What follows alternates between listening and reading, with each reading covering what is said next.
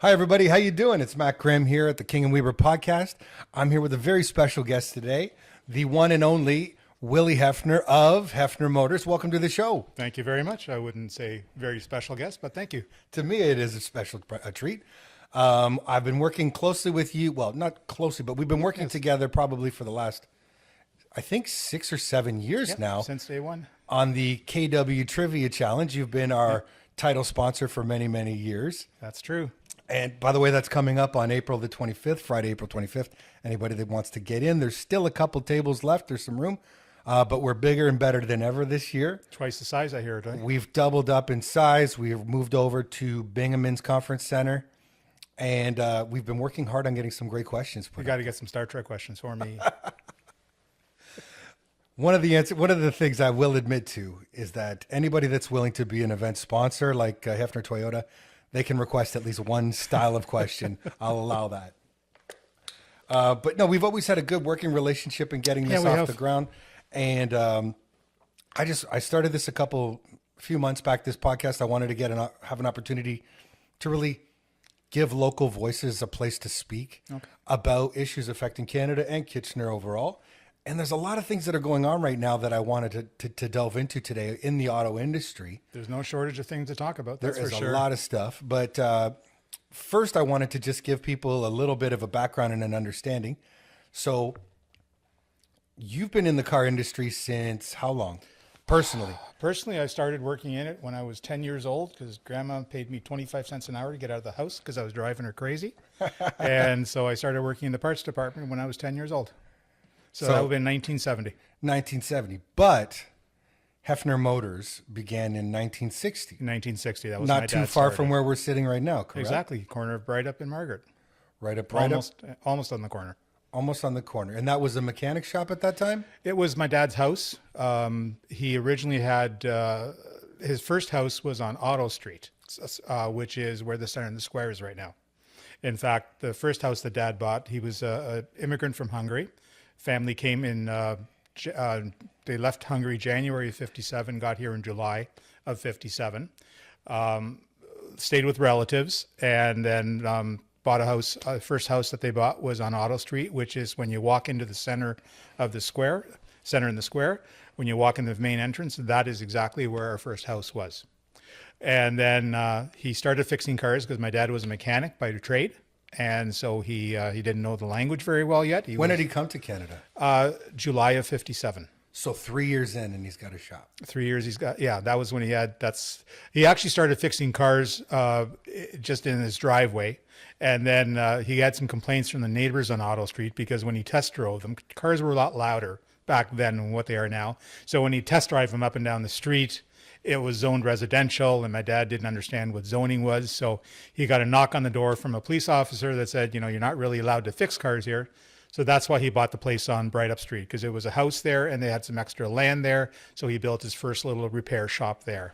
Yeah, Bright Up in Margaret at the time was much more industrial. It was, yeah. Even than it is today. It is. It's still relatively industrial. It's still relatively, yeah. But even more so probably back then. Yeah. Yeah, so that's where he started, and he had two bay garage that he built. Had to build the first little building. Went into the city, said he needed a building permit. He didn't know what that meant. So the very nice gentleman at the building permit office, actually, they took out a piece of paper and they drew plans as to what he wanted to build, and he got his building permit. It's a little different today doing it. Oh man, I bet you there's some home builders listening right now who are jealous. Yeah, thinking, what? I'd love that opportunity. It was a very different world back then. So they built his first little building and started fixing cars, and then eventually got into selling used cars.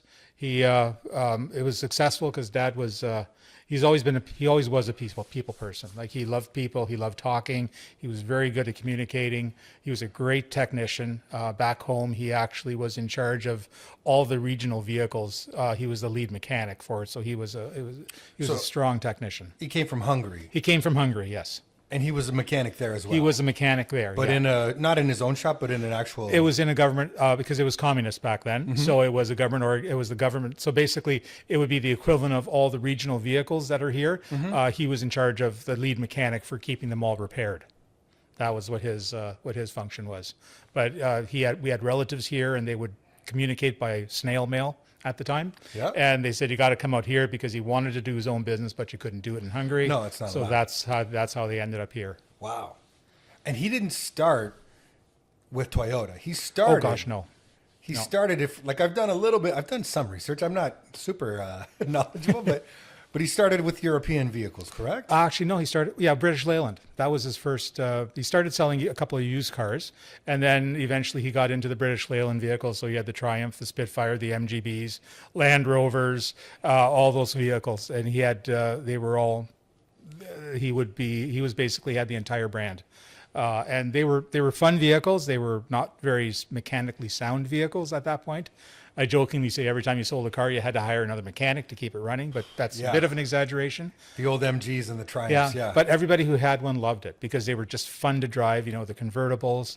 And I can't count how many people I've talked to who said, I bought an MGB from your dad, and it was the best car I ever had. It was a horrible car to fix, but it was the best car I ever had because they had a weird electrical system. So when it got damp, they wouldn't run, which is kind of funny coming from England because they have a lot of damp weather there.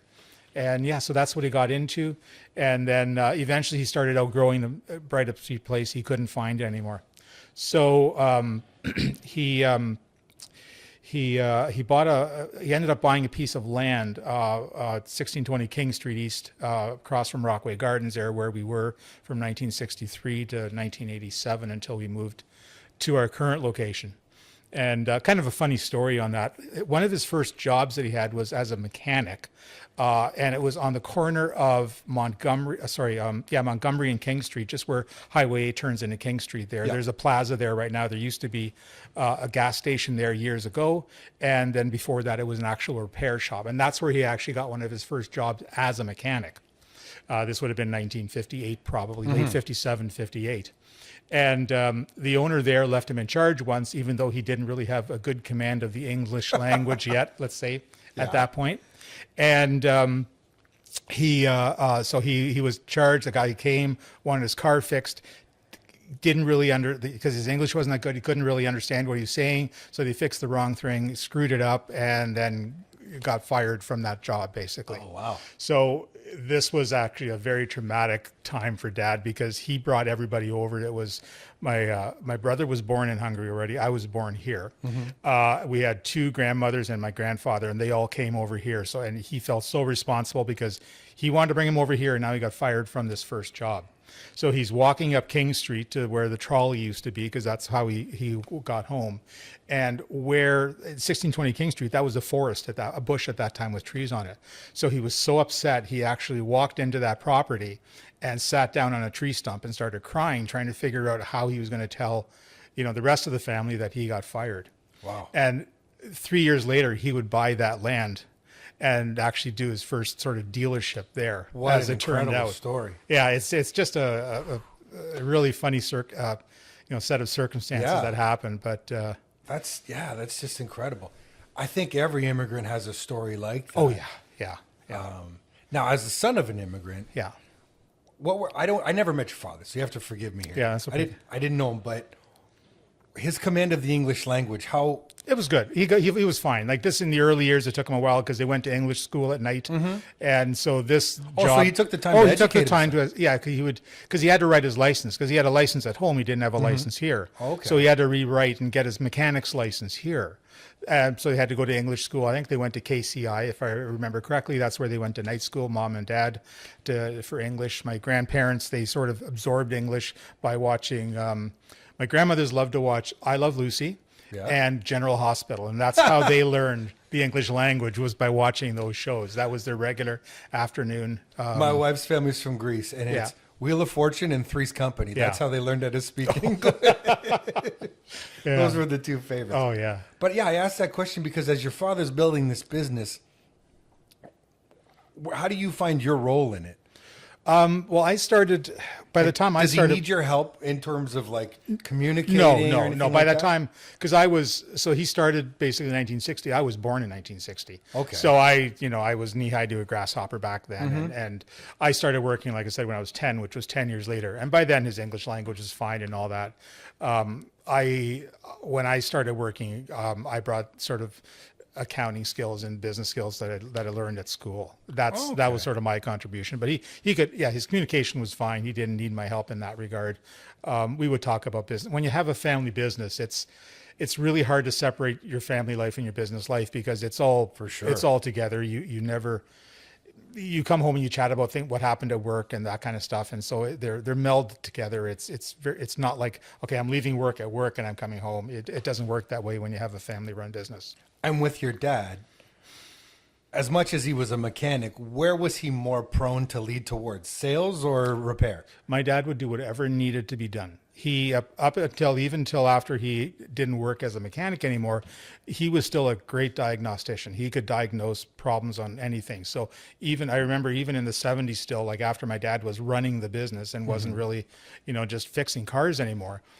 He would, if a technician needed help figuring out there was a problem with a car that they couldn't figure out, they would still call my dad back and he would help them. Like he would do whatever needed to be done. And he just had an ear for it. He just had a skill. He had a gift. He definitely had a gift. He was known as a very good diagnostician.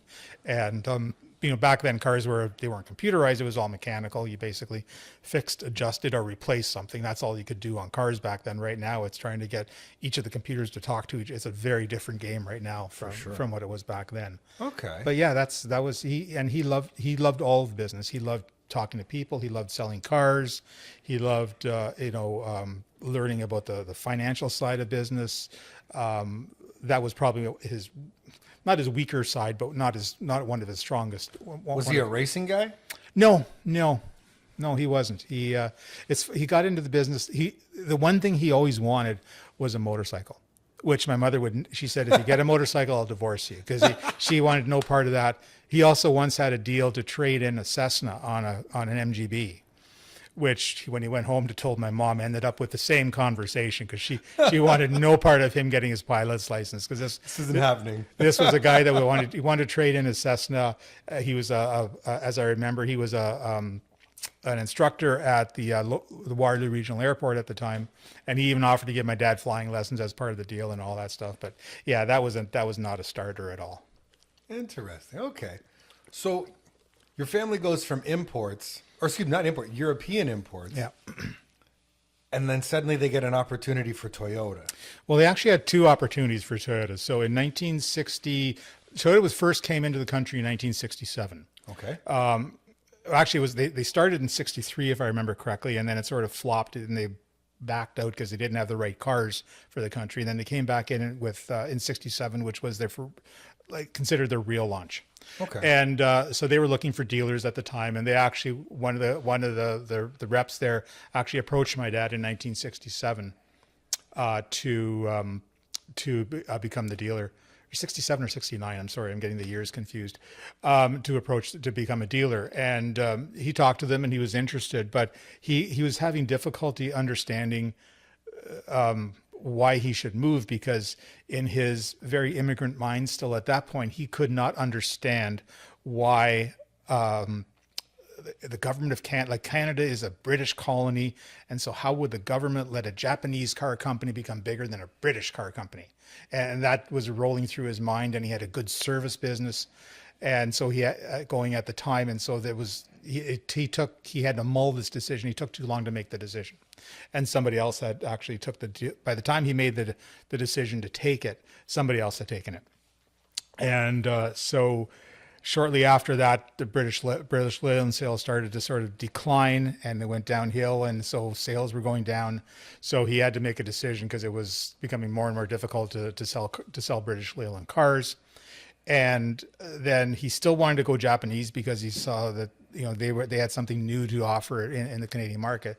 So we ended up becoming the Mazda dealer in, I believe it was 1971. So Mazda at that point had the Model 808, the 616, and then the R100, which was a rotary engine, which was the Wankel engine design, or the rotary, where instead of pistons going up and down, it would go in a circle. It was a more efficient design engine, and that was one model that they had. So we became the Mazda dealer, and then over the next couple of years, they started switching all their models over to the rotary engine design. Well, the rotary engine, theoretically, it was a great it was a great concept because you don't have to convert one type of energy to another direction. So it's very efficient. Like basically you turn it here and you turn your wheels. It's all the same motion. But the piston engine had about 70 years of design ahead of the rotary engine. So they ended up having issues with the rotary engine with what were called the apex seals. So it was basically a triangle design with a seal at the end that would seal against the cylinder block, and that's where the combustion would happen. These things started leaking like crazy. And so towards the end of our Mazda days, our service department became a replacement hub. They would ship us an engine. We'd get the car in, replace the engine with a new engine. And that was what happened at the end. So Mazda pretty well went downhill and almost bankrupted themselves, as I recall, at that point, because of the problems that they were having with the rotary engine. So we had to do something at that point. So my dad's next decision, he was approached by Volvo and Fiat. They were both looking for a dealer in the area. So Dad thought that, okay, well, this would make sense because, the Fiat would be like a more like a lower price car that everybody could afford, and Volvo was more of the luxury car for high. So he thought that was a good combination, and they would coexist in the same showroom, because that's one thing. With a car deal, with a franchise, they don't want somebody else in the showroom. Yeah. But back then, the two agreed to coexist because they were basically in different markets. And new to Canada. And new to Canada, yeah, at the time. So so that went. That started in 1974, as I recall, and then in '76, Dad got a call from one of the other dealers in town who had the Toyota franchise, and they were getting the GM franchise, and they couldn't put GM and Toyota in the same building, so the Toyota franchise became available, and so he asked Dad, do you still want the Toyota franchise? He said, well, of course I do. So came down, signed him up that day, and June 1st, 76 was when we signed up with Toyota. And it's in 2025, it seems so obvious with hindsight. Mm-hmm. But in 1975, if somebody says, hey, Willie, I've got this Chevy dealership or I've got this Toyota dealership, that's not an easy decision to make. Oh, no. Like Toyota was really stepping out on a limb here. Yeah, well, it was. And it turned out to be actually, did turn out to be a risky move, because back then there was a shift coming in the late 70s towards front wheel drive cars. It was a new drive, Okay. So Honda had a front wheel drive car, Toyota had none. So Toyota started off here, and then they went down like this over the next 3 years. To the point of where as you're jumping in, just as we jumped in, they started going down, because our front wheel car, the first one we had was the Tercel, that didn't come out until 1979. So we were struggling to sell new cars. We could survive on used cars and parts, but it was on service, I should say. But it was difficult because the new car volume was down. The demand wasn't there. Everybody wanted a front wheel drive car. We couldn't sell them a front wheel drive car because we didn't have one. So, and then eventually the front wheel drive Tercel came out. It was a great success, sold tons of them, and our sales started rising. And then in 1981, I believe it was, the import restrictions came on when the government put on restrictions on the Japanese cars, because they couldn't bring more in because the North American guys were struggling. The North American brands were struggling because of the strong pressure from the Japanese So imports. they started a tariff, is that? A restriction, yeah, a different type of tariffs, not a tax. But they were limited to whatever they brought in. So you brought in 100,000 cars or whatever the number was, you can only bring in 100,000 the next year, even if you could sell 150. So we were limited. A quota system. Not a tariff, but not a quota. A quota system, yeah. Another form of socialist government intervention. Yeah. So it's a lot of changes that have happened in this industry over the years. It's been, real ride on a roller coaster. But this idea that, like, of course you'd want a Toyota dealership. In 1975, I don't think the answer is that obvious. No, it wasn't that obvious back then. Your dad had to really take a risk. It was a risk. Yeah, he was worried, and he had some sleepless nights, especially when the sales started dropping in the late 70s. Like, he thought, "Oh my God, what did I do?" Where am I? Yeah, what am I getting myself into? Yeah, exactly. No, it was a risk. It was a gamble. It turned out to be a great gamble because, Toyota is a phenomenal car manufacturer, and they, they know what the demand is, and they build phenomenal quality cars. You know, I'm driving a Camry. Yeah, I know. I saw it. I walked past it when I came. No Yeah. question. Yeah. I've become a Toyota convert. Yeah. I love my Camry. It's a great car. Yeah. Now, yourself, you get into the business with your brother John. Yes. And John does what? You're doing all the accounting and the numbers. They affectionately call me Dr. Numbers. That's what my brothers and my kids have nicknamed me. Yeah, John and I, we're the same, but we're different. He's more of the marketing, the HR side, that I'm more of the numbers, the financial side, the business side, and all that. Because when I went to after high school, I went to university, and I was going to be a chartered accountant. I did not want.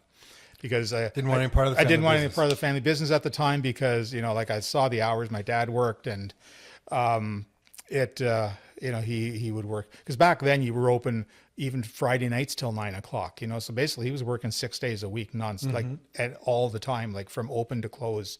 When he earliest started, he even had a towing business that he was running on the side, where he'd get people that would call him at 2 a.m. or 1 a.m. when the car wouldn't start, and he'd go out and give them a tow for $3 or whatever it was back in the 60s, because cars didn't start a lot back in the 60s. The cars Far were more common, yeah. Yeah, it was very common back then. So so that's, John and I have different skill set, and it took a while, but we got together. We worked really well together. But I was going to be a chart accountant. I didn't want anything to do with the business. Too many hours, too much work. So when I was in university at Laurier, I was in the co-op program. So I worked at an accounting office in Guelph for 12 months as my co-op work terms. And what I learned there is, if you're in a professional business, you work more hours. This mythical 35-hour week does not exist for a profession, for any type of a business or a profession. I've yet to run into it. Yeah, it's sort of like a pipe dream. So, and I figured, you know what, if I'm going to work that hard, I might as well work in a family business. So it was my very last year of university when I finally decided to make the decision, and I graduated in '83 and started working full time in August of '83. Okay. So one last history story here I'm interested in. Yeah. Because I'm sure this wasn't easy. You've got this dealership. It's down in Rockaway. You're successful. The Tercel and the Corolla are taking off. Sales are good. Yeah. But you're running out of space. Yep. You have to make another big decision. We do. We were looking for land everywhere. We came up with we even at one point were exploring the possibility of putting an underground garage. The place we had at 1620 King Street, it went down to Weber at the back. So we figured if we dug underneath, we could put a garage under there to store our cars. That was one of the things we were looking at. We looked at other buildings and converting them, and oh gosh, it was because you need very specific zoning for a car dealership. Yeah. Car dealerships are almost like toxic waste. You don't want them in the neighborhoods and stuff like that because of the noise and that kind of stuff. So eventually we found this piece of land where we are right now at portion of the land where we are right now at 3131 King Street is where we started. And so we built our new dealership there. But that was, again, a really risky move because, you know, we're moving at that point way out of the city, right? Yeah, this can't be an easy decision is all I can think, because it seems like it's just another, like it's an institution in the city on the south end. Yeah. But at the time when you were building it, that's like the wilderness. That's the hinterland. It was like there was supposed to be a hotel that went up there, which never proceeded, and so there's a portion of a foundation there. Other than that, it was just this great big bush, and it was but it was zoned properly, so that was the big selling point. So my dad talked himself into going, yeah, well, you know, they'll come out there, you know. Of course, now it's like, well, it's just part of the city, right? Yeah, it's very different right now. But it was a big risk. And you know, December 1st, '87 is when we opened up there, and December was a horrible month, absolutely, from a sales perspective. And well, yeah, you're just coming off of Black Tuesday. Yeah, I'm thinking about. Yeah, so it was a horrible month, and you go, oh my God, what do we do? But eventually, it all worked out. It's almost like we've often said, Dad is a guardian angel, and you know. Watching him drive sometimes, I'm sure he does have a guardian. He did have a guardian angel somewhere, and but it was.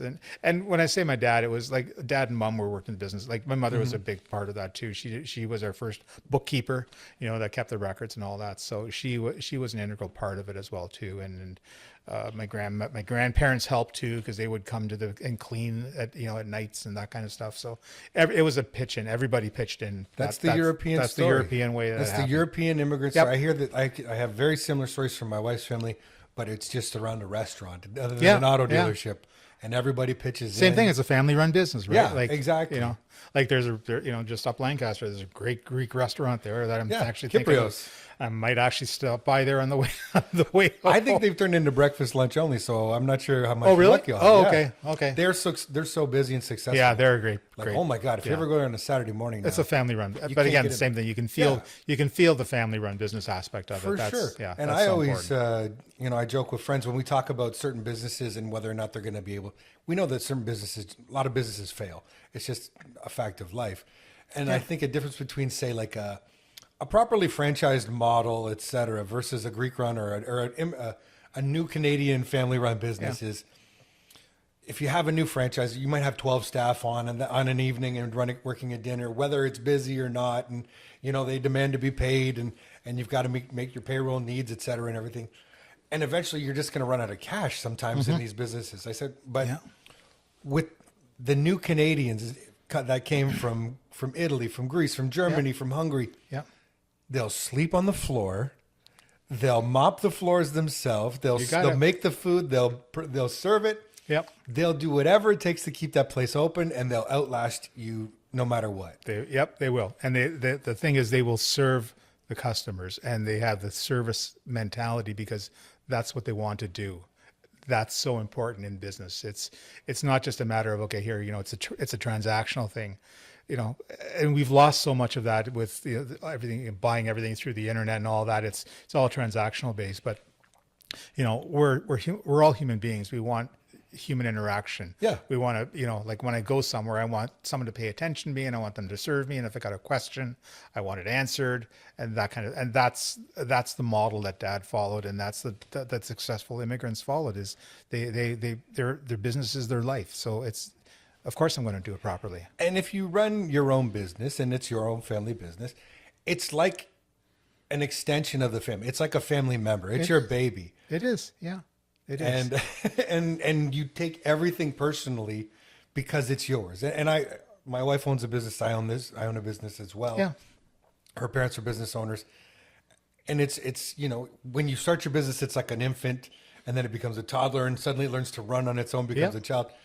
Yours is at a point now where it's mature, but it's still a member of the family. Somebody insults the Heffner brand. You're taking that. That's whoa. Oh, that's personal. Yeah. That's my family personal. business. Yeah.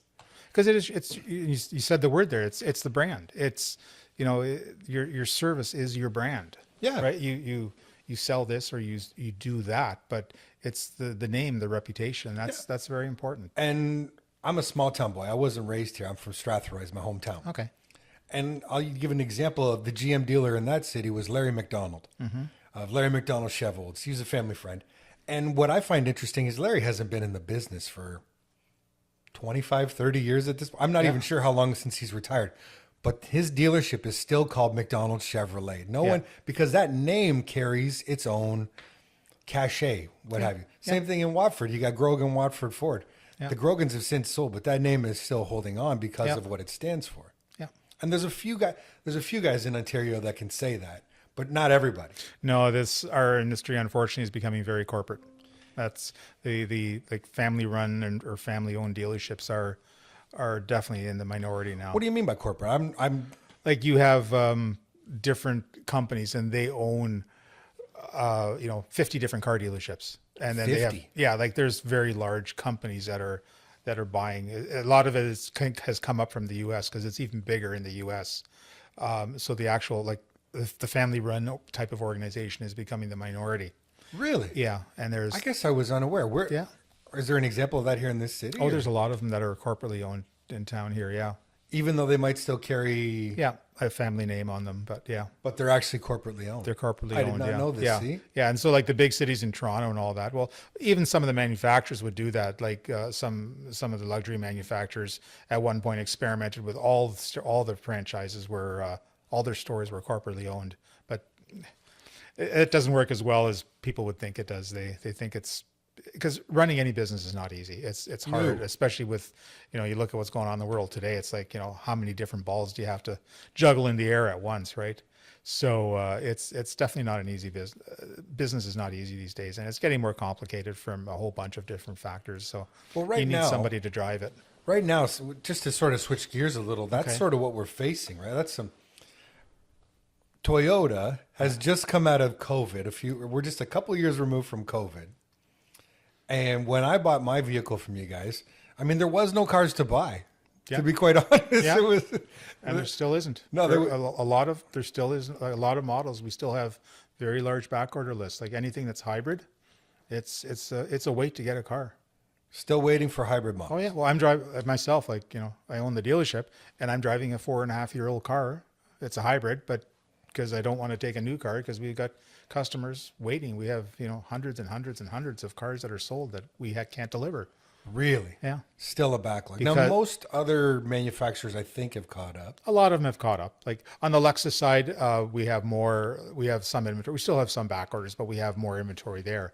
On the Toyota side, because over half of what we sell is, we call it electrified, but for the most part, it's just a hybrid. That's still the big volume in the electrification versus the battery. But those cars are in demand because of all the reasons of why people want hybrids. And we've got a very, very large back order list still. So I'm not going to take a car from a customer that's waiting for one. Well, that makes sense to me too. Yeah. But what do you think? How come do you think Toyota can't actually keep up?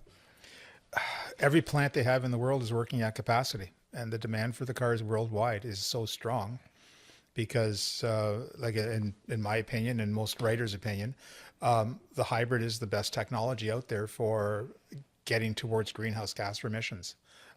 It's efficient, it's cost effective, it's affordable. It doesn't have the price tag that a battery electric vehicle has. You don't have to change your driving habits.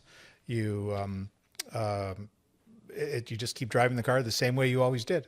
So and people love the cars, and it's a proven technology. Toyota was the first one out with a mass-produced hybrid back in 1999, I believe it was. Well, you guys have been leading the way Yeah. in terms of electrification for Yeah. years. Like Yeah. long Yeah. before Tesla even existed, Yeah. the Prius came out. Oh yeah, yeah. And the philosophy Toyota has is there should be a choice in powertrains. Like you can't say that this type of powertrain is good for everybody. And I agree with that. Some people, battery electric vehicle is great. Most people, hybrid is what they want. There should be, there at some point there will be a fuel cell car coming out. That's a You mean great, like a hydrogen? like a hydrogen. Yeah, that's a great technology, and Toyota has it already, but there's no infrastructure to support it. It's Yeah. like, okay, I can buy a hydrogen burning car, but where do I buy hydrogen? There's not hydrogen stations. So No. it's sort of like back in the early days of the car industry. Like that's where Firestone came from, because you want to sell cars, but you can't buy tires anywhere. So that's where Firestone came from. And so there has to be this infrastructure to support all of that. And but like a hybrid, you fill it up with gas and away you go, except you get 50-60% more fuel economy, your brakes last longer, all the benefits. You just look at every taxi in town. Oh, anybody Yeah. that can get their hands on a hybrid, I can see it. And to me, I mean, it seems like the logical choice. It is. I know people that own fully electric vehicles. I know I myself still have a gas powered vehicle. I think in an in-town, in the city scenario, to have electrification makes perfect sense. If I'm making a long drive to somewhere, 2 hours or more, I want to know that I have some gas combustion capability. Yeah. I don't Yeah. want to go purely on electric because, I mean, there's what are there's this panic that kicks in, right? Yep. Where am I going to fill up? Where Yeah. am I going to recharge? Range anxiety. I was trying to remember what the word is. As they Range call it, anxiety. yeah. And even from an environmental perspective, like there's a bunch of different opinions on here. I happen to agree with one that I've heard from Toyota for a while. So if you look at the batteries that it takes to put one battery electric vehicle together, that same number of batteries will make about 90 hybrid cars. What? Yeah, so because you need a lot more batteries for a fully battery electric vehicle than you do for hybrid. Yeah. Because a hybrid basically is a gas engine and electric engine with some additional storage capacity, where it'll regenerate when you're braking. It'll reuse some of the power, because brakes, normal brakes, just take kinetic energy, motion, and turn it into heat. with a hybrid vehicle, it will actually use that energy to recharge your battery. So you get to recycle some of the energy over and over. And that's where a bunch of the efficiencies. 90. Yeah, but from a hybrid, you can actually get 90 from one battery electric vehicle. You can build about 90 hybrids. If you look at the greenhouse gas emissions from the one battery electric vehicle versus those 90 hybrids, the 90 hybrids will, everything I've read is they will produce about 27 times the greenhouse gas reductions than the one battery electric vehicle will. So if the point of this exercise is we want to reduce greenhouse gas emissions, my logical brain, because I'm a big Star Trek fan, my logical brain says we should be first building everything in hybrids and then wait for the battery technology to catch up to where it should be, to do this properly. Plus, if everything was electric, we couldn't produce enough power to power everything. We don't exactly. We don't have enough power on our grid. Exactly. In order to do so. If we need, in fact, if we meet our electrification targets, we'd have to start burning coal.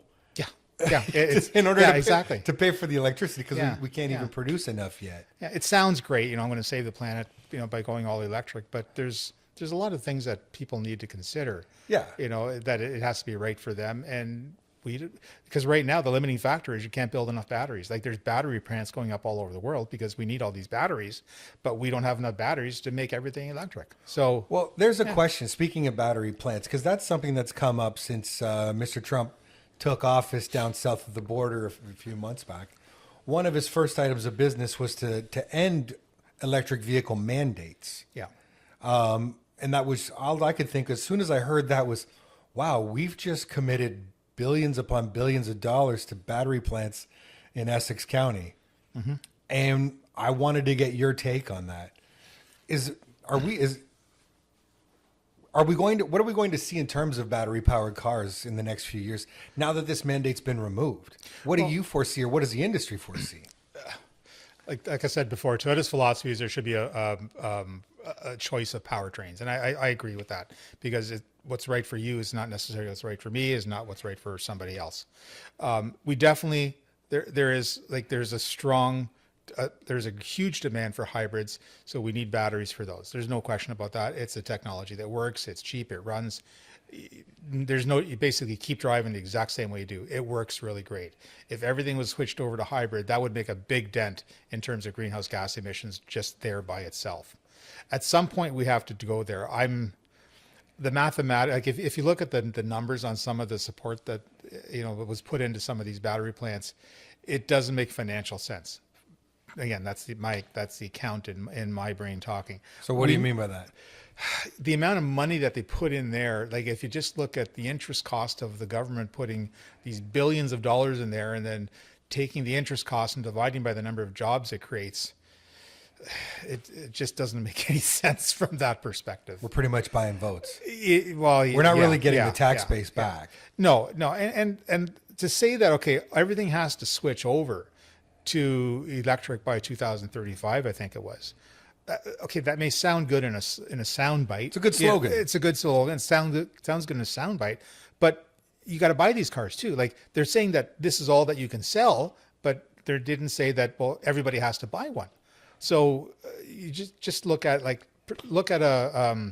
$30,000 Corolla. Like you can buy here's your monthly payment, that works out.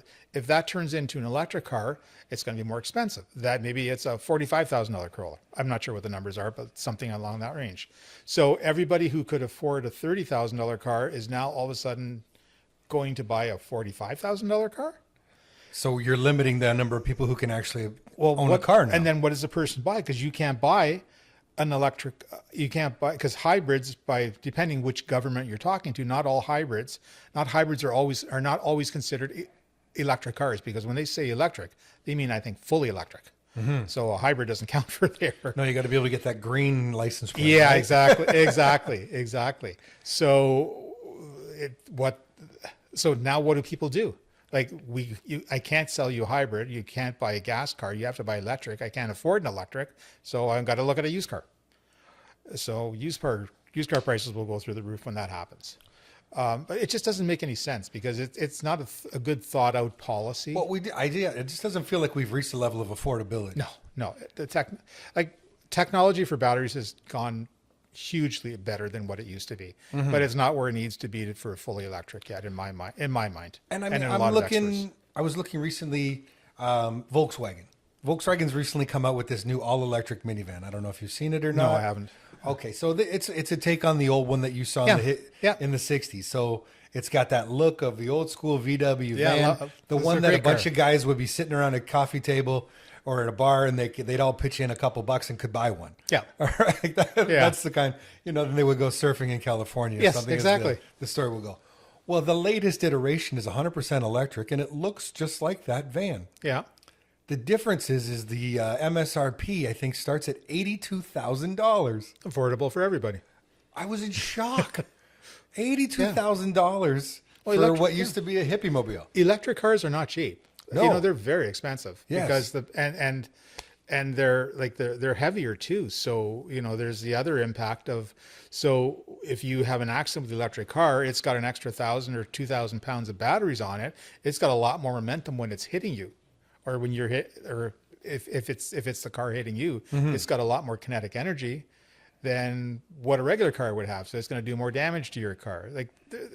Because batteries are very, very heavy. Yeah. Like we've had to buy these really expensive lift tables to lift battery packs out of cars and that. And there's a whole different level of service which we have to do for electric cars, because we're going to start in Canada, all the electric cars for Toyota were in British Columbia and in Quebec because of provincial mandates. The rest of the province didn't see any.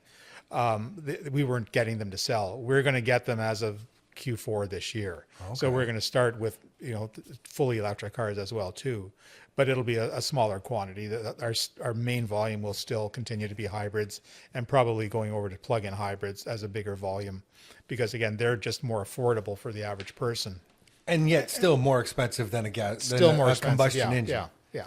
So just to go back to this example, the Stellantis I'm thinking of, are all these battery plants that are going up in Essex County, in spite of the quotas being removed from the United States, you still think there's more than enough demand to keep those plants running? Well, they will. There's definitely going to be a demand. Like our quotas, well, technically our quotas are still on in Canada. Okay. But a lot of the cars that are built in Canada go to the U.S. Well, used to before the tariffs or whatever. Who knows? The next question. Oh, okay. Let's not get into that yet. But so we need batteries. There's no question. And they will make use of them. I'm not a fan of the financial calculations to justify these plants. They don't make sense as, when I look at my accounting brain. But we're definitely going to need them.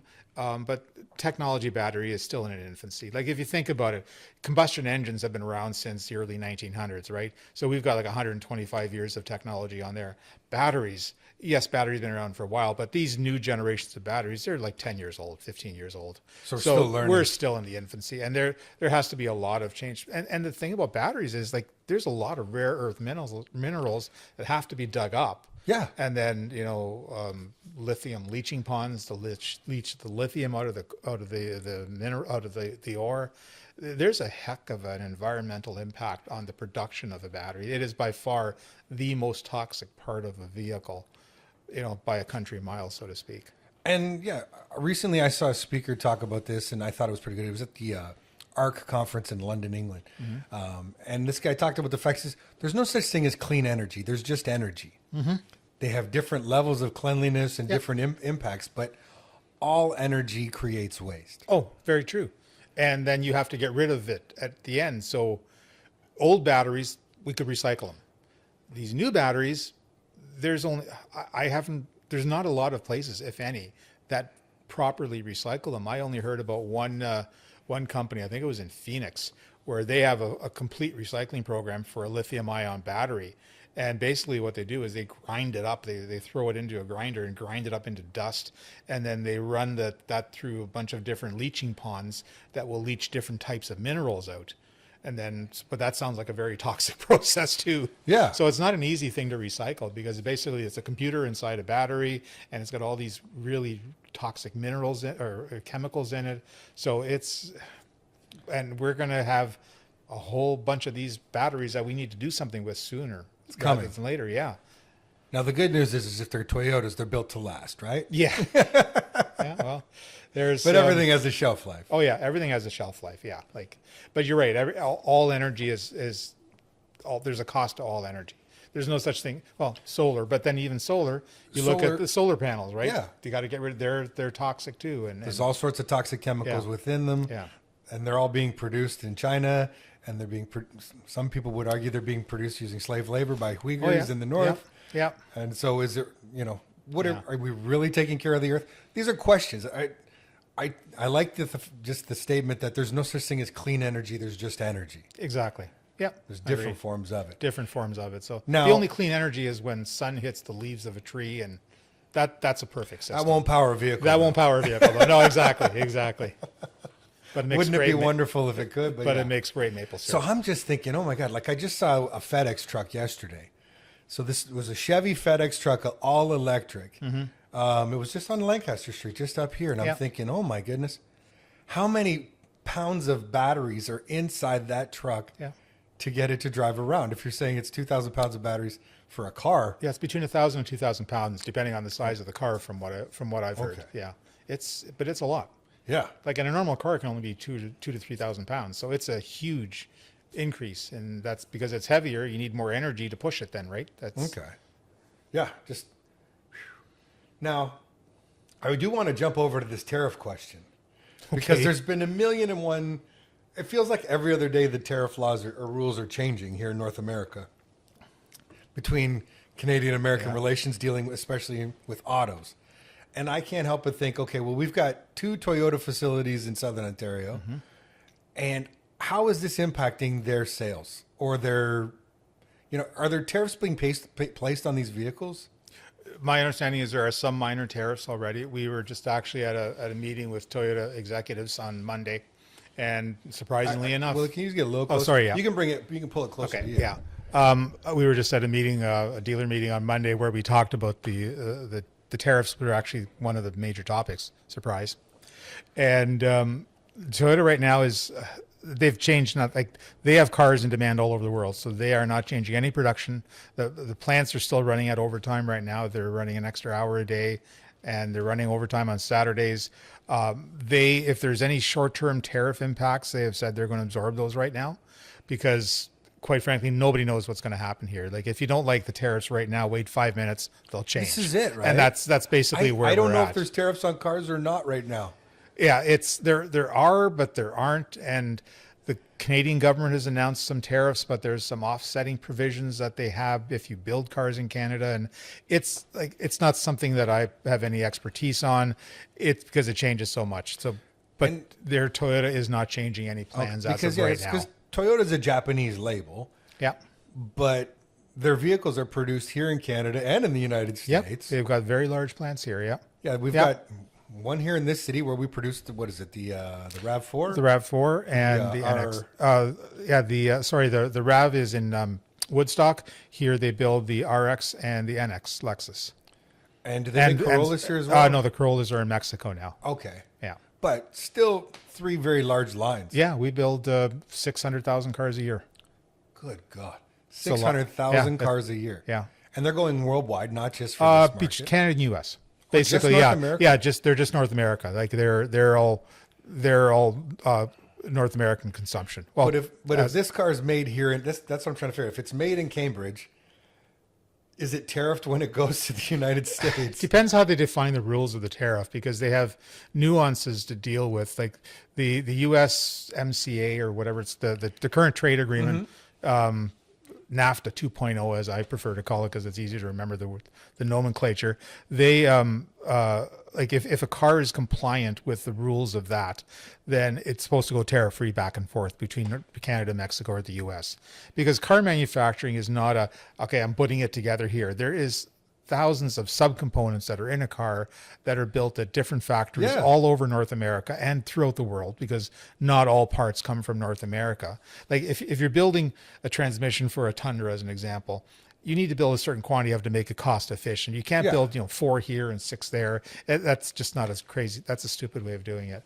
And unfortunately, I think the way the U.S. government looked at it is they wanted to put all these on so everything would come back to be built in the U.S.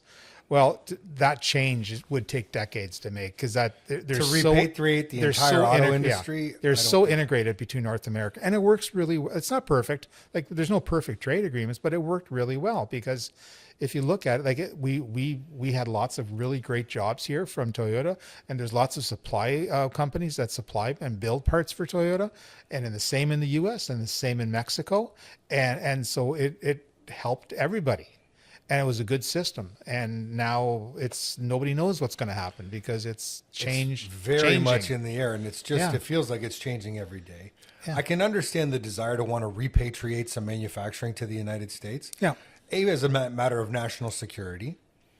So you have to make sure you have the ability Agreed. to produce Yeah. goods in your own country. I think we saw during COVID what happens when you're not able to produce goods in your own country. Yeah, like we didn't have any PPE available made in Canada. Like that's crazy. And I think everybody agrees with, we have to build more because we ship too many jobs. It was too easy to, we're going to save 3 cents, so let's ship the job over there. Precise. And it's hollowed out central Canada, I would say. Yeah. It used to be, I was talking to Poppy about this, my wife. Yeah. Talking about this the other night. It used to be that every village in Ontario, I don't care how small it was, it had at least one factory in it. Yeah. You know what I mean? Like Yeah. there was one place where the working class could go and still make a decent wage, produce a quality product, Yep. and raise a family. My Exactly. my wife's aunt and uncle came here from Greece with like grade 8 education. Like they could read, but in Greek, not in English even. Yep. Could barely speak the language. They were able to find work in factories in Toronto. Yeah. They were able to purchase a small, humble house and raise 2 daughters and a loving home. Now that same house in East York, okay, if 2 doctors married one another and they saved for 5 or 6 years, they could maybe put a down payment on it. You know what I mean? Like, Oh, I know. And we've just changed the world so much. Yeah. We need to find ways to. Obviously, real estate's another story to get into, but we need to find opportunities for the working class to make that kind of a wage again, where they can afford to live, Yep. work, buy a home, raise a family. And we need more, like we definitely need to be able to produce more things in Canada. I Like, think Toyota does that, by the way. Still, Yeah. like what they're doing in Cambridge, everybody gets a fair wage there. Anybody that yeah, works they're- there is very happy to work there. it they are seems. like they're treated very well, and that's Toyota's philosophy. It's like they're very much like they're like a family run business too, because Yeah. they care about the consumers, they care about the dealers, they care about obviously themselves, but they want everybody to benefit from it, and that's their philosophy in terms of the powertrain choices, because that will benefit everybody because you can buy what you need.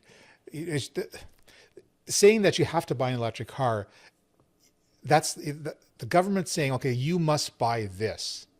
That's never happened to my knowledge ever, where, okay, you have to buy that kind of couch. You can't buy this kind of couch. Yeah. That's a step over to, It's socialism. yeah. Okay. I didn't want to say it, but yeah. It's socialism. Yeah.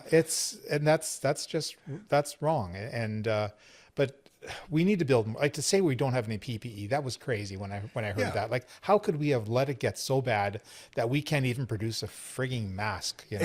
We just don't want to overcompensate. We need to repatriate some manufacturing to both Canada and the United States, but it has to make sense too. Yeah. Like you say, like so many parts go back and forth across the border every day to get a car built. Yeah. We can't just suddenly say Stop tariffs it, yeah, on everything. yeah. What? And there's a way to do it. Like if like just like in our business, if we want to change the way a department runs or add another service or things like that, there's ways to do it. You don't just all of a sudden bring out a knife and start slashing. That's not a proper way to run things from a business. And government is a business. Like they're in charge of running the country and making sure we have all the provisions and all that we need to run the country. And that's lost quite often, especially during the last bunch of years. It's not all about building civil service. It's like government does not work efficiently. That was one of my dad's favorite thoughts, is like, government is not an efficient way. And I think Your dad came from a communist he came country, from a so communist. he saw what it's like when the government runs everything. Yeah, he saw that, and it does not work. Centralized control. If you don't have a drive to do better yourself, you're not going to work harder because somebody else is. It just doesn't make sense. I would agree. Yeah. So the answer to the tariff question is we really don't know. Just come on out. It'll be We'll make different tomorrow morning than it is today. We'll Like, still find a way to get you a good deal down at Heffner yeah, we all Toyota. heard what happened yesterday, but yeah, like right now, there's no, it hasn't impacted us at all. We get the question quite often. Like people will call in and say, "Well, I got a Camry on order, or I got a Rav4 hybrid on order. Am I going to be price protected?" Have no idea, because like Toyota's philosophy always has been to price protect their orders under normal circumstances. But now when you have an external force applying, what they advertise as a 25 or more % fee, that's a very different ballgame. And like nobody knows what's going to, like really nobody knows that. And this is going to wash out over the next couple of months. Yeah. Like it could be in months from now, all this tariff stuff will be gone and we'll be back to a more normal relationship. It's very possible. Very possible. So I got another question. Okay. Since we can't really sort that one out. Something that came up in the news this week. It was in the local papers, and it was theft, auto theft. oh God. 4 vehicles were stolen off of a property, an unnamed dealership this week. An unnamed Lexus dealership. Yeah, I heard about that too. Okay, you're familiar with it? I'm familiar with it. Yeah. Okay. Yeah. There seems to be, well, there's no question that auto theft is rampant across this country. It's significant. It's orders of magnitude worse in Canada than it is in the U.S. Orders of magnitude. Orders of magnitude. Yes. And why do you think that is? Because here you steal a car and you get, if you're caught, you get, tried, then you're out by 2:00 in the afternoon to do it again by night. We have a problem. Like our big problem in Canada is most everything goes through the Port of Montreal and nothing is checked. You can put cars in a container, ship them out, put them on a ship, and it'll go out. And No customs. No customs. Like they do not scan they scan less than 1% of the containers. It's a well-known, like the police everybody's working on it, but the problem is the government needs to put more money into inspecting it. In the US, if you steal a car, it's a felony. Like it's a serious thing. You end up in jail. You end up you do jail time. You do not come out at 2 PM to do it again. It's a big deal here. Like how often have we heard, somebody commits a crime and then they do the same crime the next day again? Well, it was just a few months back where there was a large bust in, I believe, Halton region. It's either Halton or it was either Mississauga or Halton. I'm not sure which one. But the bottom line was they arrested 10 people in one day. Yep. And they busted this ring of auto thieves. And the crazy part was like 6 of the people, something along those lines, were out on bail for auto theft. Yeah. Yeah. You hear it all the time. And that's, we're not treating it as a real crime. And that's why it happens. Like the last stat I heard is so Canada has about 1/10 of the population of the US approximately. Yeah. There's as many cars stolen in Canada as there is in the US. And they have 10 times our population. So do the math. It's not considered a serious crime. It's considered almost like a misdemeanor in Canada. And that's wrong because we all pay for it because insurance pays for it. Like insurance costs go up, people have cars that are then damaged that we have to repair. Like if we get a recovery vehicle that we do, that we have to recondition in our body shop, then they have, we fix it back properly, but it's still, it's a damage. There's a cost involved. Yeah, there's a cost involved and that goes on to the insurance. And that's one of the reasons insurance rates have been going up so much in Canada because the car theft is a problem.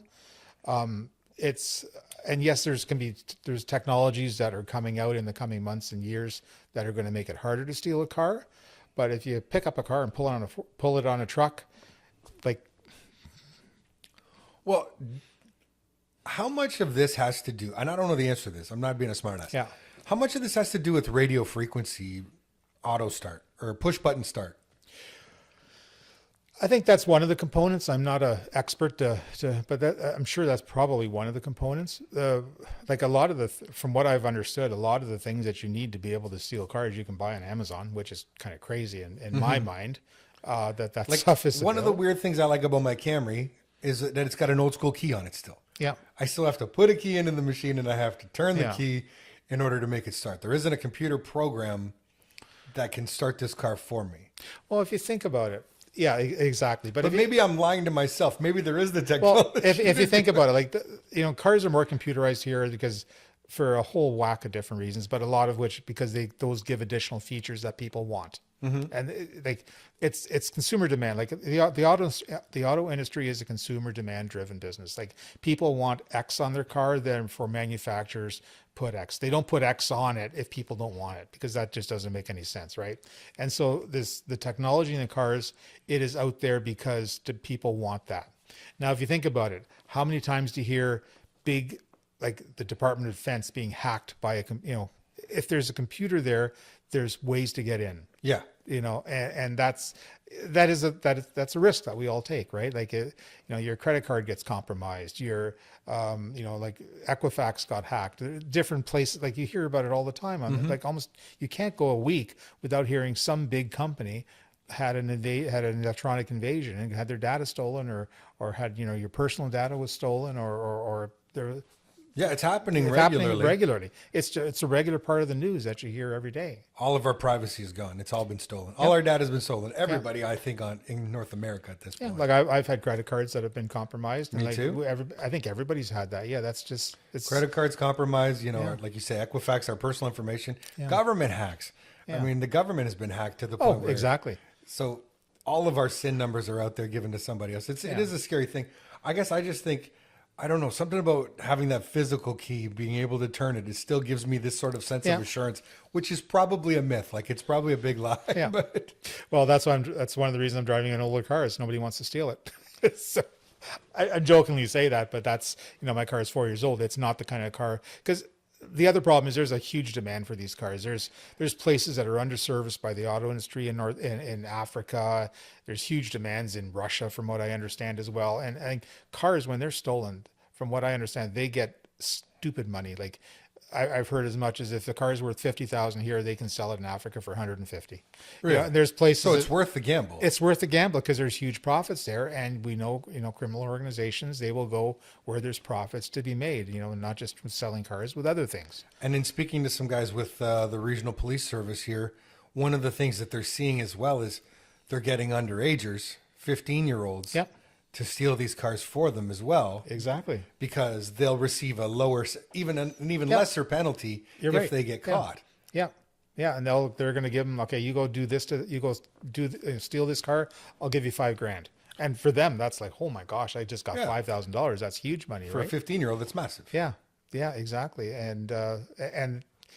But when they're letting the cars go out, and that's the biggest problem we have here is, like the Port of Montreal is like, you might as well just drive it out onto the ocean. Like, don't even cover it. Yeah, exactly. Why even pretend to hide?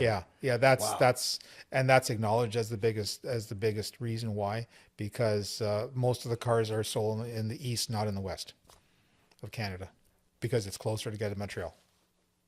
Really? Okay. Yeah.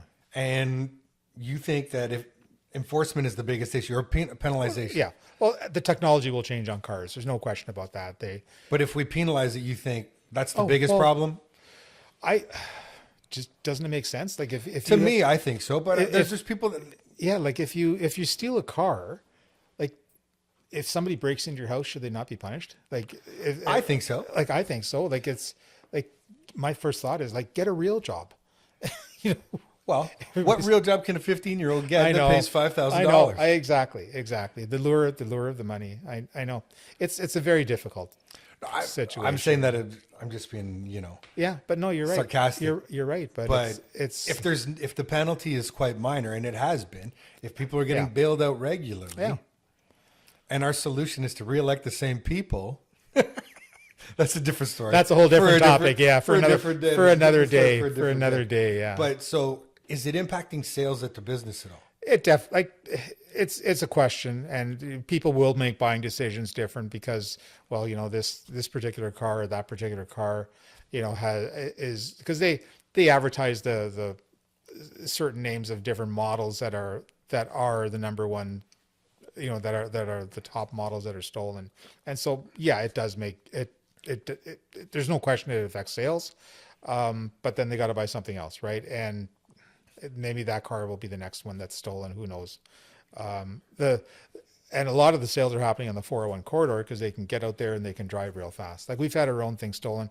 You cannot, but you can also put defenses in there. Like we have one product that we sell that we found it's not hooked into the car. A lot of the defenses that are hooked into the cars, they can disconnect, right? So we have one, it's basically a transmitter that's hidden on the car that stays inactive. Once an hour it transmits, right? So it's not something that people can scan for the radio signals, right? And we actually, my son's vehicle was stolen. And really? Yeah, Wow. yeah. Really hit close to home. Yeah, and there was 4 on the same street that were stolen, all one morning, right? Because they'll go there and they do their business and then they go, right? So we found it. They found the vehicle. It was on a parking lot on Lakeshore, and we could locate it because we had this theft deterrent in it. And so we got the vehicle back. It was damaged. The window was broken, and I think there's a few scratches on it, but we got it fixed. So we got the vehicle back. So there are deterrents that people can do. And unfortunately, until the governments start to penalize, car theft for something at a felony level, which, I think it is, then that's one of the things we're going to have to look at is how do we defend our own. Do I put a burglar system in my house? Yeah. Do I put a motion cameras in my house? It's the same decisions that we have in our houses at home, right? Yeah. Okay. Yeah. Wow. That's really something. 4 on the same street and you've been impacted yourself. Okay. So yeah, it hits close to home. It does, yeah. In terms of the auto industry, what are the biggest changes outside of electrification? Now which is probably the biggest thing, but what are the big changes that are happening in the auto industry that maybe the average person doesn't know about? What's going to happen over the next decade that you see that nobody else, but the average person might not see?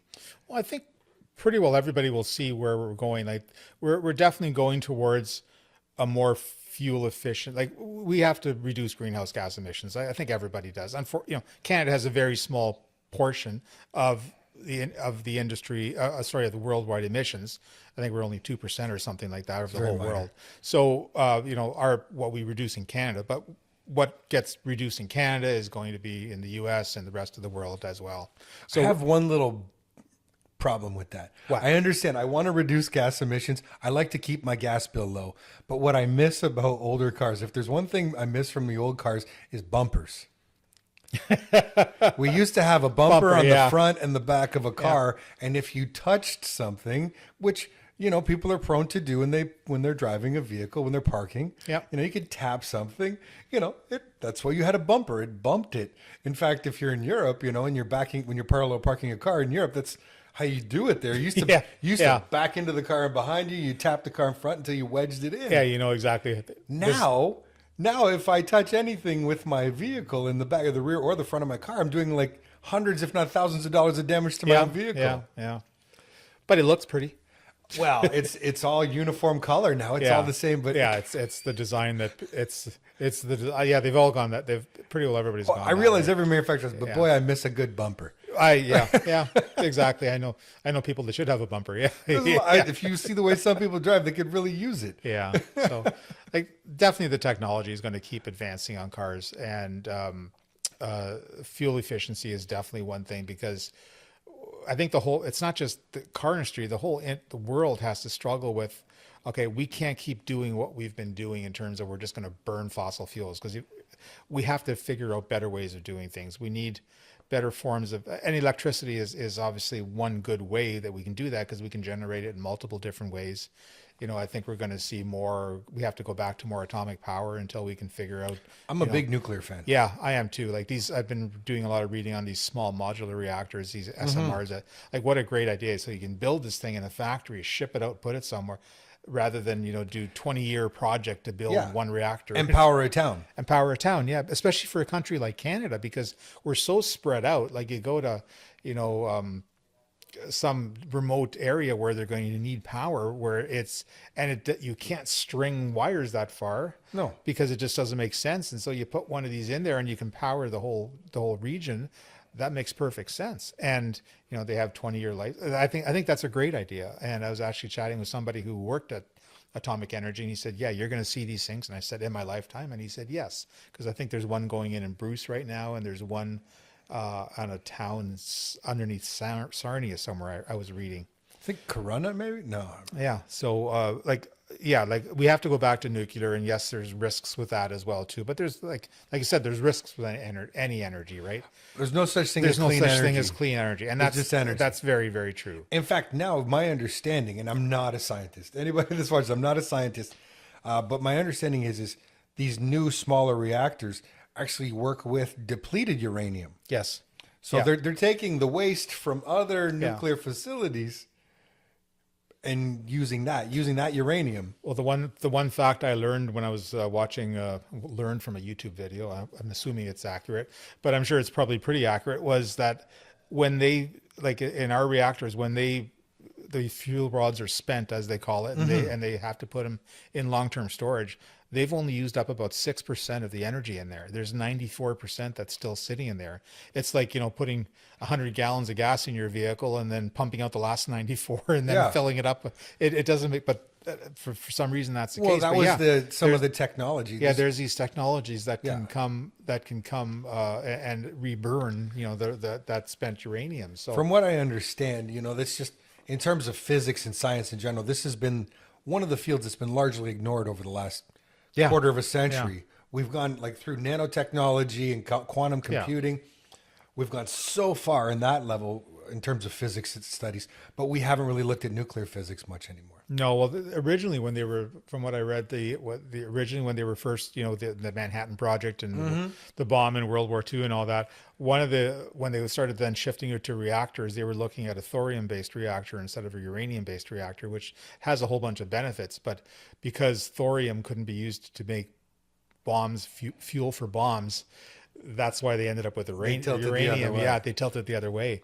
But thorium, because it's far more plentiful, it's easier to mine, and it's got other benefits over uranium. So, and I think in a thorium reactor, they can also reburn spent uranium then as well too. So, but yeah, like energy is going to be a big thing, and like batteries will definitely be a big part of that. Like And they'll improve, you think? They will. Oh, they have to. Yeah. Like the next generation is solid state batteries. Everybody's heard about those, and they're basically much faster, and they can charge faster, and they're lighter, and they have larger capacities. So that'll be the next phase. But then it'll probably have to go beyond that too. But who knows? What about autonomous vehicles? I would never get in a car that's driving me anywhere ever. Period. No questions asked. The one technology that's out there that honestly scares me is AI. Like I jokingly say, but it's the truth. You're a Star Trek guy. I'm a Star Trek guy, but AI, Sci-fi's your thing. yeah, exactly. But if you look at it, like I've seen all the movies, it never ends well for the humans. Yeah. And that's anybody who knows me has heard me say that all the time. But like that scares me because a computer can outthink us like a trillion times to us. So logically, it can. And there's like we've all seen, iRobot, and like where the robot makes the decision. Well, I have to control humans because they're so dangerous. And like you look at what we do, that's not actually a far statement from the fact, right? No. When I look at AI, I think I've been talking to my son a lot about universal laws. Like there's this law of gravity, there's the laws of proximity. Yeah. And one of the laws I always talk about is the law of unintended consequences. Yeah. Yeah, exactly. So true. So true. But There are so many ways that AI is making our lives easier, but we don't know yet the unintended consequences of our actions. But it needs to have a real strong leash around it in my mind. Like my programming days go way, way, way, way back years ago, but I'm not sure how they program this stuff or how they do this, but like they have to have super strong controls so this thing can't go out all of a sudden and become, the robot that takes over the world. Like I remember a movie called The Forbin Project, 1972. I'm not sure if you've seen it. It's No, I haven't basically a seen Russian supercomputer and an American supercomputer that start talking to each other, and they both decide that humans are bad. So in order to save ourselves on the planet, exactly. we must end humankind. Yeah, that was the first one that I saw, and it's scary. Like that scares me. But I would never get in a car that makes a decision, especially in Canada, because so you're driving along and all of a sudden there's a snowstorm. Everybody's had cars with sensors. Everybody sees sensors. You get the warning signs. Your sensor isn't working because it's covered in snow. Yeah. And I would never. I know that a lot of people love it, think it's a great idea. I can read my book as I'm driving, but I would never get in a car. Well, to make it full circle here, it goes back to when your dad first started the dealership, when he had those English Roadsters. Yeah. There's the beauty of the drive, Yeah. right? Yeah. And to me, maybe I'm sentimental, or maybe I'm a little old school, but there's a beautiful thing about wrapping your hands around the steering wheel of a vehicle and that feeling of control. I love driving. I I'm love a huge driving. fan. I have no issue with driving. If we go to our cottage, I love driving. I never get tired of driving. If we drove down to Florida, I love driving. I don't have a problem. Some people I think do, but I think a lot of people, they do enjoy driving. They do enjoy the feeling of being in a car and you know, driving through the countryside or wherever. Yeah. Of course, 401 is not what I'd call countryside, but you know, like I mean, if you're stuck in gridlock on the Yeah. 401 Yeah. between, Mississauga and Oshawa, hey, driverless autonomous vehicle, Yeah. wonderful. Sounds Yeah. great to me. But if I'm driving up to Grand Bend, which I'm thinking about doing tomorrow, yeah.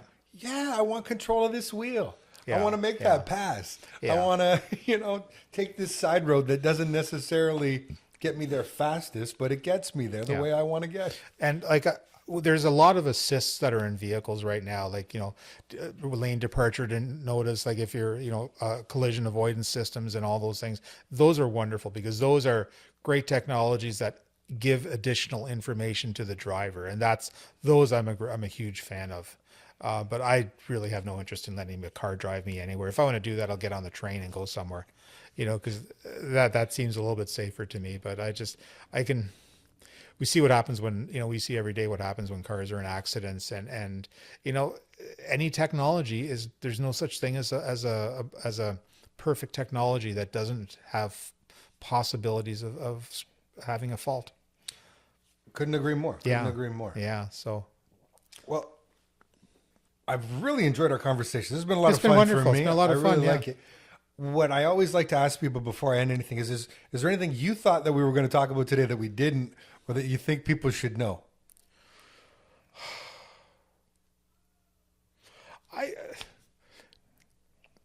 I really can't think of anything that jumps to mind. I had no idea what to expect because I've never even seen a podcast, yet alone been on one. Well, So I'm happy to break you in. yeah, Willy. I'm a first timer in that regard. But no, I think this has been great. It's been some great conversation, and we've through obviously the dealership's had a lot of history. 65. This is our 65th anniversary. We have our spring show happening tomorrow. So if anybody wants to come, we got a Spring show tomorrow. We That's Saturday. Saturday, 10 to 3 at the dealership. We've got 28 vendors, I believe it is there. Some free food samples from different places. So some demonstrations going on. Just a fun time for people to enjoy the spring. But Like we people saw can from- come down and check out a Lexus or a Toyota anytime If they want to, of anytime course. they want to, This yeah. is sort of a debut. A little. This is we do a Christmas thing, and we do other things at the dealership just for the community and for our guests, rather than just always trying to sell cars. Like we do a big Christmas open house, Santa with the kids and all that kind of stuff. And it's just, we do a lot, as you know, we do a lot of community support as well. We've taken a lot of our advertising budget, moved it over to community support, which a lot of philanthropy in Yeah, this yeah, city yeah, can be thanked. Yeah, to the Heffner family. that goes back to Dad, because the Red Cross brought Dad here, and he always was very grateful for that. And he was right from the very beginning. It was I want to give back to the community that supports us, and so we've carried that on and increased that by orders of magnitude. It's just part of our DNA and the philosophy of what we do at the store. So Now, there's one question I didn't ask that I meant to. So I'm glad we got this before I forget. You and your brother took over the business from your dad. yep. How many Heffners are still working within the business today? Well, both my sons are working in the business. I've got Nick and Steven as my two sons. Nick is full-time involved in the dealership. That's, I guess, one thing I could say. We have another business which we started sort of by accident, but it's grew into something. We have a company called Heffner Construction. We started it as Heffner Cabinetry and Woodworking. My youngest son I saw they have the same logo, but I was like, there's no way. That's us, That yeah. guy's stealing from Yeah. you guys. No, that's no, that's us. We have We actually have a cabinetry and woodworking business. We have solid surface countertops, so granite, quartz, all that kind of Well, stuff. for people that are in the car business, it makes total sense, right? Yeah, exactly. What else would you want to do? And we've actually just this year we started up a construction division as well too. Because when we had people buying the cabinets and that kind of stuff, they always said, well, I need someone to move this wall, or I need some electrical done and all. And you know, we just said, well, you know, you have to get somebody, because that's not something we do. But it seemed almost like if you're renovating your kitchen, there's always going to be something to do in that regard, right? Yeah. So we got into that, and we're actually doing full builds now for full buildings and full renovations and all that kind of stuff. Wow. So that's, and Stevens is really the one running that whole side of it. Okay. And so, yeah, so we're in cars and cabinets, Of course. That makes perfect sense. but and they'll have actually they're one of the vendors that we have at the show tomorrow as All well. right. So Steven's in the business. Anybody else? Any other Heffners? my wife works there as well, and then my brother is, although he's retired, so to speak, you never really retire from a family business. No. He spends the most of the winter in Florida. He's actually coming back next week, and then he'll be here, you know, 3, 4, or 5 days a week, sometimes, you know, for 4, 5, 6 hours. Does John a day. have any kids? John, his daughters are both not in the business, but the son-in-laws are both in the business. Oh, there you go. Yeah. Okay. Yeah. Corey is one of our sales managers, and Mike, the other son-in-law, is our senior service manager for Toyota and Lexus. So, And my wife works in administration. She's sort of my executive assistant. keeps you in line. She keeps me in line and tells me when I don't do stuff when I should have done it. And she works we have a real estate side as well too, and she manages that for us. Amazing. And Yeah. so if I look, and I was going to say when it's the 85th birthday or anniversary of Heffner, what would you expect to see? I hope I'm still here. But you're not working full I'm time. not working full time. No, not You're stepping back a little bit. No, I do a little bit more traveling and that. So I hope we can just continue it on. It's been like we've had a very, as Dad would say, we've had a really great ride. Mm-hmm. It's been a lot of fun. It's been a lot of work. There's, you know, family businesses are our work. There's no question about that. But it's been a lot of fun, and I just hope we can continue, you know, serving the community and you know, helping the community and being involved with all sorts of great. It'd be nice to win the trivia challenge for once, but the way there's some teams that have unfair advantages. Some people study. Some people These do their people don't homework. have a life, but some of those questions, like, who would know the answer to that? But anyways, it's a lot of Again, fun. if anybody's out there listening, April 25th, Friday night, Kitchener Knights of Columbus, along with Heffner Toyota and Racky Sheet Metals, are now the sponsors of the KW Trivia Challenge. It's the 8th annual. It's all in support of Tiny Home Takeout. Another great And- organization. Yeah, we're hoping to raise, you know, $15,000 to $25,000 that night. Winner takes home the Challenge Cup. They get 8 pairs of tickets to the Drayton Festival Theater, and they get the bragging rights to call themselves the smartest people in the region for an Yeah. entire year. It's a fun night. We've been in, I think I've been in every one since the first one. I think and you it's- have been, yeah. It's a lot of fun night. We answer some questions, and some of them it's like, I can't believe somebody actually knows the answer to that question. So Well, But it's a lot Willy, of fun. thanks so much for It's been a coming over pleasure. today. Thanks for participating. I've had a great time. it's been a pleasure. Thanks so And much. I hopefully we can do appreciate it. this again. Anytime you want. All right. Appreciate it. Thanks. That's the King and Weaver podcast for this week. Thanks so much, everybody. Bye, everybody.